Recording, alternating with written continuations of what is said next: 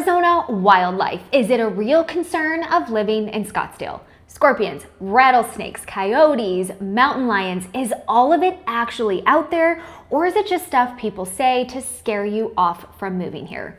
Well, here's the truth. I was literally just getting ready to film this video and I look up and a baby coyote jumps right up into my courtyard looking for water. You truly can't make this up. So yes, it's real. Wildlife here in the desert is a way of life. Here's what I'm not going to do. I'm not going to scare you, and I'm also not going to lie to you and tell you that it's nothing. Both of those are useless to you. The truth is, yes, we have desert wildlife. Some of it can hurt you or your pets, and almost all of it is completely manageable once you understand it. And the biggest thing that nobody tells you is how much of this you actually deal with when it comes down to where you buy. So let me walk you through what's real, what actually matters, and the stuff that's honestly just magical about living in the desert. Let's start with one that everybody asks about: scorpions. And there's a rumor that's been floating around forever. Locals swear that back in the 80s, the Cactus Corridor and the Shay Corridor got treated with some kind of pesticide that made scorpions in that area incredibly rare. Now, I can't prove it, so I file that under desert legend. But there's a kernel of truth in there because that era did use chemicals that later got banned, so the story has some roots. Plus, I've lived in that area, and I have to say, I didn't see a single scorpion when I lived off of Cactus. What I can tell you for sure is where I currently live, up in North Scottsdale and in Paradise Valley, scorpions are absolutely real. The one that matters is the bark scorpion. They love to live inside block walls, in the little cracks, and they love to sneak in through your vents. The good news is they're easy to stay ahead of. You're gonna want pest control every single month, and most companies will guarantee their work. So if you see one, they come back and respray your home for free. And here's the local move that's actually pretty fun to execute. If you take a black light out into your backyard at night, scorpions will glow under the UV light. They light up bright, like bluish green, so you can catch them before they ever make it near your home. And if you find one, you don't have to be a hero about it. You grab tongs and a glass, you drop them in, and they can't actually climb out. And honestly, when it comes to scorpions, the fear is worse than the reality. A sting is kind of like a bee sting, unless you're allergic. And I'll be real with you, my daughter is like a scorpion magnet. She's been stung twice and she barely even flinched. One thing on timing is they do start to wake up in the spring, but summer is when they're really out, especially in July, which is our peak monsoon season. That's when they're going to get stuck up in the wind and the dirt, and you're most likely to see a scorpion either outside, in your garage, and sometimes in your home. Next up, from scorpions to snakes. And yes, rattlesnakes are very real, especially if you live near the mountains or you back up to a wash. That wash is like a snake highway. But most residents will tell you that they see no more than one per year, if at all, and it's not like it's a normal daily occurrence here. When it comes to timings, snakes are warm weather creatures. So in the winter, they brumate, which basically means that they hibernate, but they're reptiles. So there is still a chance that you could see one in the winter. It's very rare and only on days where the temperature heats up.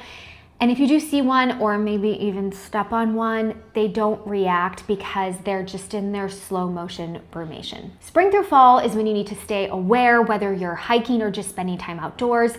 And the rattlesnakes are most out and about in the warm season. So if you're buying near the desert, you just need to know you snake-proof your yard. It's pretty straightforward. You're gonna use chicken wire and a few other materials, and you're gonna seal up every single hole. And there's a company here, Rattlesnake Solutions, and they are the go-to. They will handle snakes for you, and they'll even train your dog to recognize the smell and the rattle of a rattlesnake and train your dog to come alert you. It's a pretty wild process. And if you've got dogs and you're near the open desert, training is the single best thing that you can do. But here's the part most people get completely wrong. Not every snake is bad. I get it, they're gross and people have phobias, but we actually leave the king snakes and the gopher snakes alone on purpose. We leave them where they are because they are actually on our side. They will hunt and eat rattlesnakes. So a gopher snake in your courtyard isn't really a problem It's kind of like free security. You will learn to tell the difference between the good ones and the bad ones, and you will relax a lot out here in the desert. Okay, here is one thing that shows you how seriously we take our pests here in the desert, and almost no buyer realizes this.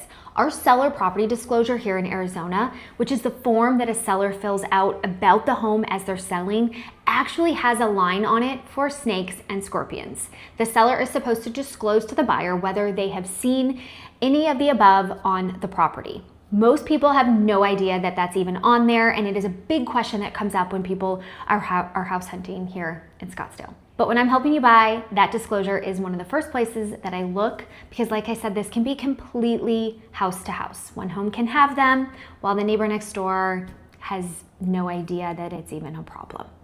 The paperwork is your first real clue, and knowing how to actually read that document is exactly the kind of thing a local agent catches for you. Quick word on spiders and bugs, because everybody assumes that the desert is crawling with them. It's actually the opposite. We get way fewer bugs here in Scottsdale than most places, and that's, I think, a perk of living in the desert. The one spider that we do see often and that you need to know about is the black widow. They're shy, and they're almost always tucked outside around your pool equipment or even like your gas meter. But the rule is simple: don't go reaching blindly into dark spots around your pool, and you'll never really have an issue. Not to mention, your pest control company should be looking for them and removing them in your monthly maintenance. Now, here's the one I really want you to hear, because it's the thing most people don't warn you about, and it's actually a big risk. It's not you, it's your pets. Coyotes are just a way of life here in the desert. It doesn't matter if you're in North Scottsdale or Central Phoenix, you'll have coyotes. I have seen them in the middle of the city in Phoenix. Bobcats are the next one, and they are very, very common. Same with mountain lions, although rare. If you live up near the McDowell Mountains or against Camelback, mountain lions are a reality. But the difference with these two is that they're more of a non-urban animal. And the closer you live to the open desert and the mountains, the more that you'll see them. And the deeper you go into the city, you won't really see bobcats or mountain lions nearly as much. So this is another one that ties straight back to where you buy. I'm not telling you any of this to scare you. I'm telling you because the real rule that comes out of all of this is about your pets. A small dog or a cat outside left alone could be at risk, especially if you live in a more deserty area. Between the coyotes, the bobcats, and the mountain lions, don't leave your little dogs outside. And it's not uncommon to see homeowners build their small dogs a dog run outside, so that they're protected by a cage and they can go outside and roam free, but at the same time, they don't have to worry about them getting eaten by an animal, especially at dawn and dusk. Back to rattlesnakes. If your dog ever gets bitten by a rattlesnake, there is anti-venom available at all of the vets. So do yourself a favor and know where your nearest emergency vet is before you need to ask. People ask me about the rattlesnake vaccine for dogs, and I'll be honest, I can't really speak to it because the training is where we have always invested our money with our dogs. Training the dogs to alert you if there's a rattlesnake, I feel, is still incredibly important, and you can combine the vaccine with that if needed. Then there's the Javelinas, and these guys are kind of like the comedic relief of the desert. Up here in North Scottsdale, they are everywhere, and they look like wild pigs. They travel in little squads, and they're actually really fun to watch, but they do stink. A couple of rules though with Javelina: you gotta watch your pumpkins on the porch in the fall. That is like a full buffet to them. And in the summer, they really love flowers. So you're gonna make sure if you have a courtyard or flowers in the front, you just keep an eye on them because they can attract Javelinas. Don't feed them like my mom does. She used to give them dog food. Secure your trash. Keep your dog away from them. They can get aggressive if they feel threatened, but otherwise they're really fun to watch and you will coexist with them just fine. Okay, now let me flip this, because if all you took from this video was fear, then I did it wrong. The wildlife here is one of the best parts of living in the desert. You get quail running across your yard with their little babies in line behind them, owls, hummingbirds at your feeder, butterflies everywhere. It's honestly magical, and it really doesn't get old. And here's one thing most people don't know. If you live in North Scottsdale near the McDowell Mountains, you get these huge deer that come down from the mountain, like full 5-point bucks walking right through your neighborhood. It truly stops you in your tracks every time that you see it. And I'll tell you something that we're doing on our own at our house here in North Scottsdale. We're on about an acre, and as all of this land gets developed, the wildlife are actually just getting displaced and they're losing their homes. So we're actually building little watering holes that our irrigation will fill up for us every day, and it'll be a place that desert animals can come to and take a drink. Because we moved into their home, not the other way around, that mindset honestly is the thing that makes living here in the desert work. Is it true? The scorpions, the snakes, the coyotes, yes, all of it is true, but none of it should keep you from moving here. You manage it, you respect it, and a huge amount of it comes down to where you buy and how close you are to the beautiful mountains and washes. That's exactly the kind of thing that I think about with every client, because the right lot for you depends on how much desert you actually want in your backyard.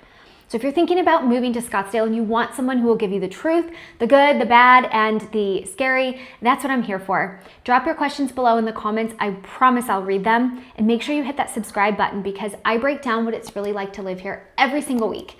And if you want to search for homes for sale here in Scottsdale, you're going to find our search app in the description below. So give that a click and download our search app. We don't sell your information off like all the online search companies do. I'm Shay Noonan, team lead at the One Team Scottsdale, and I'll see you next week.